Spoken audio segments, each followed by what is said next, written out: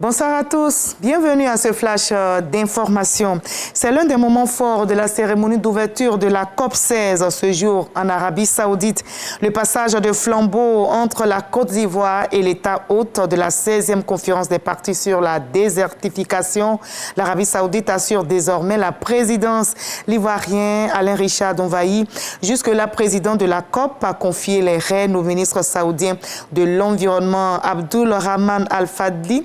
La Côte d'Ivoire peut se targuer d'un bilan notable après 2 années, avec notamment Abidjan Legacy Programme, l'initiative lancée en mai 2022 par le président de la République, Alassane Ouattara, en vue de restaurer les terres pour barrer la route à l'insécurité alimentaire.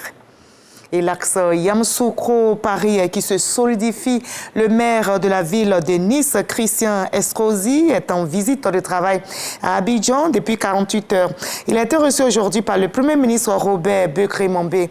Le jumelage entre les villes d'Abidjan et de Nice était au menu. Jean-Luc Bambo. C'est une visite chargée de symboles et de projets d'avenir qu'a effectué le maire de Nice, Christian Estrosi, au Premier ministre Robert Beukri-Mambé. 11 ans après avoir signé la charte de jumelage entre Nice, dans la région française des Alpes-Maritimes, et Abidjan. Le chef du gouvernement était à cette époque à la tête du district d'Abidjan. Christian Estrosi est venu renforcer ses liens entre les deux métropoles. Nous n'avons cessé de faire prospérer avec désormais Monsieur le Premier ministre cette relation qui ne s'est jamais démentie ni dans notre amitié, notre confiance et dans les actes. Les actes, c'est la santé. Les actes, c'est l'université. Les actes, c'est le même regard que nous portons sur l'évolution climatique et les conséquences et l'exigence de partager en matière de transition écologique nos expériences.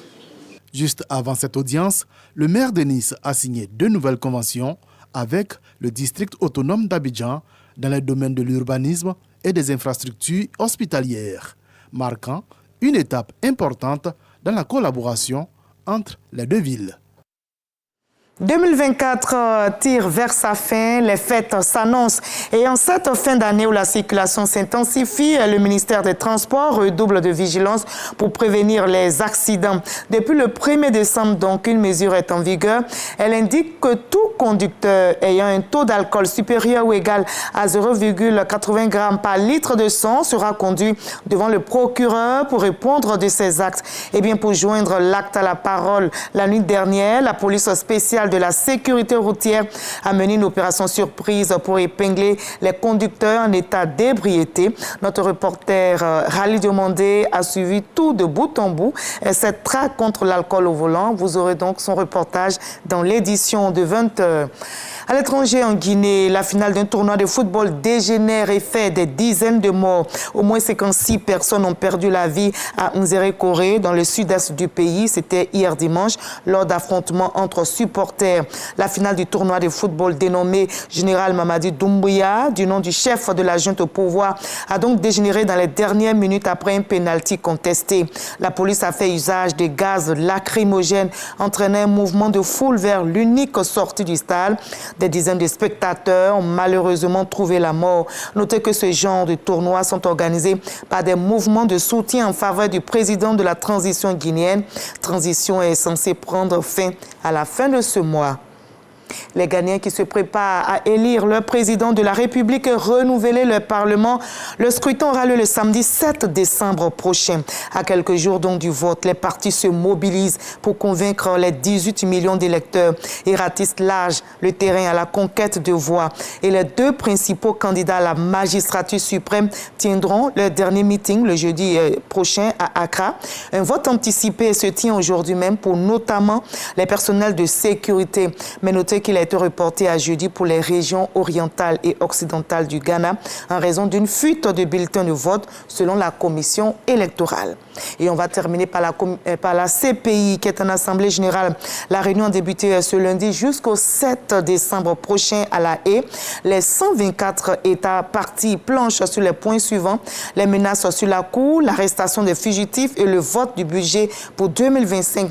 Les juges tirent la sonnette d'alarme. La CPI joue son avenir, prévient la présidente de la Cour pénale internationale. Le procureur lui appelle les États membres à ne pas les lâcher, car sans eux, pas de budget ni de légitimité politique. 202 millions d'euros, c'est ce que demande la Cour pénale internationale aux États partis, soit une augmentation de 10% par rapport au budget précédent. Mais des pays s'opposent de manière ouverte ou feutrée au mandat émis contre le Premier ministre israélien et son ex-ministre de la Défense. Alors, les pays marqueront-ils leur opposition par des restrictions budgétaires? La question reste posée. Pas de questions à se poser. Pour le 20h, je serai avec vous. Alors, juste après ce Flash Info, comme d'habitude, je vous invite à suivre l'info régionale pour avoir toutes les nouvelles de notre très belle région ivoirienne. À 20h, c'est promis, à tout à l'heure.